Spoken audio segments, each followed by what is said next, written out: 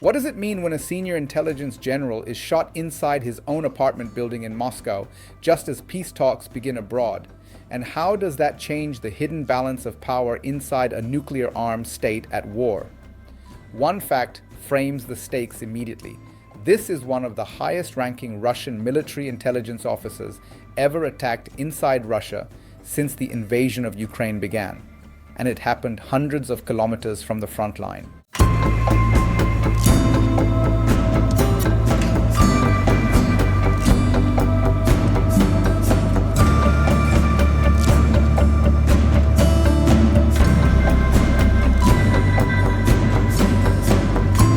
If this incident escalates, it could signal a new phase in the conflict where senior figures are no longer insulated by geography or rank. If it fails to change behavior, it exposes limits in Russia's internal security system. And if it reshapes negotiations, it could harden positions on both sides at a moment when diplomacy appeared to show tentative movement.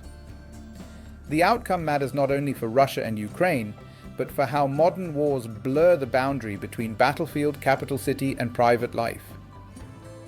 This video unpacks what is known about the shooting of Lieutenant General Vladimir Alekseyev, why his role inside Russia's security architecture makes the incident unusually sensitive, and how timing, symbolism, and precedent combine to elevate this beyond a single act of violence. The aim is not to draw conclusions prematurely, but to understand mechanisms, incentives, and consequences. Alexeyev is not a frontline commander. As a deputy director of Russia's military intelligence agency, commonly known as the GRU, his influence sits at the intersection of intelligence analysis, covert operations, and political trust.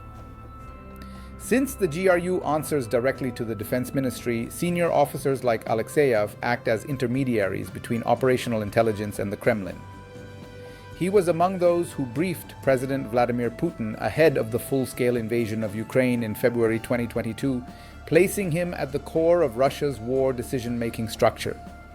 On Friday, Russian state media reported that Alexeyev was shot multiple times in the stairwell of his apartment building in northwestern Moscow.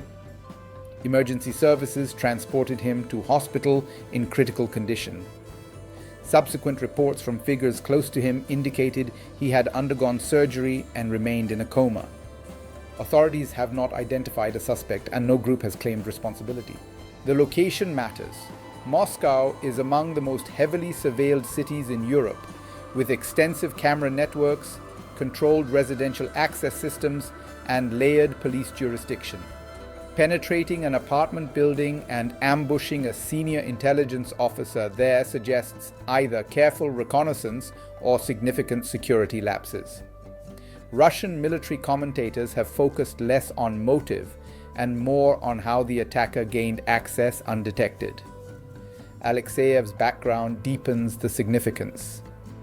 Born in Ukraine, he rose through Russia's intelligence ranks over decades and became closely associated with overseeing private military structures.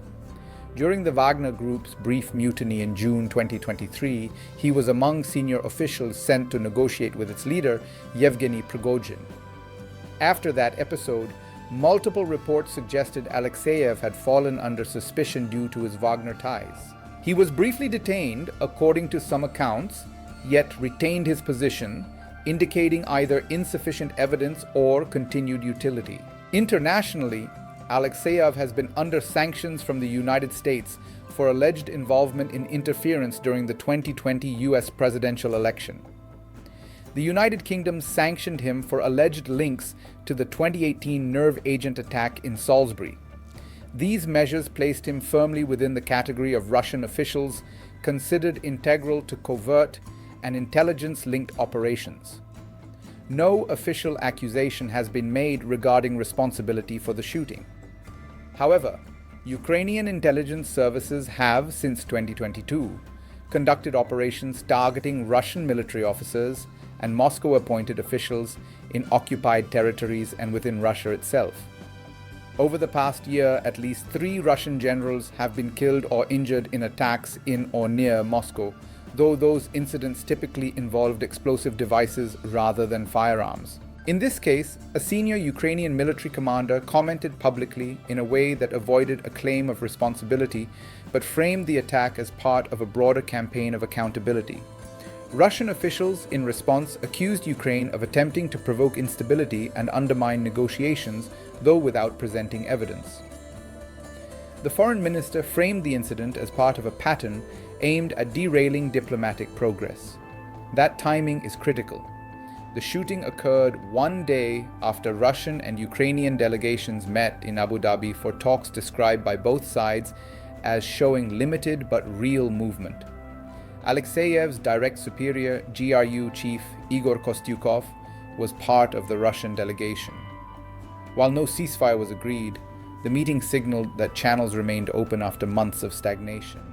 What if this attack leads Moscow to conclude that internal security threats outweigh diplomatic gains? In that scenario, talks could stall as the Kremlin prioritizes counterintelligence tightening, potentially increasing surveillance, restrictions, and internal purges. Historically, such reactions have followed perceived elite vulnerability, especially in wartime environments. A different what-if scenario points in the opposite direction. If the shooting reinforces the sense that the war's costs are spreading inward, touching even the intelligence elite, it could strengthen arguments within Russia's leadership for de-escalation to preserve internal stability. Beyond immediate politics, the incident highlights structural pressures.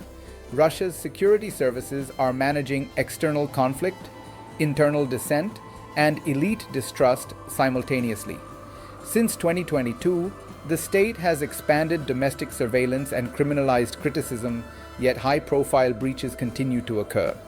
Each one erodes the perception of impermeability that authoritarian systems rely on to deter challenges. For Ukraine, operations inside Russia carry both strategic value and risk. Targeting senior figures can disrupt coordination and signal reach, but it also risks hardening public opinion and justifying retaliation. Western governments have largely avoided public endorsement of such actions, maintaining formal distance even as the conflict's geography widens. Regionally, this episode underscores how modern warfare no longer respects traditional rear areas. Capitals, civilian infrastructure, and personal routines have become part of the contested space. That reality increases uncertainty for neighboring states and complicates efforts to stabilize conflict zones. What viewers should watch next is not just official statements, but patterns.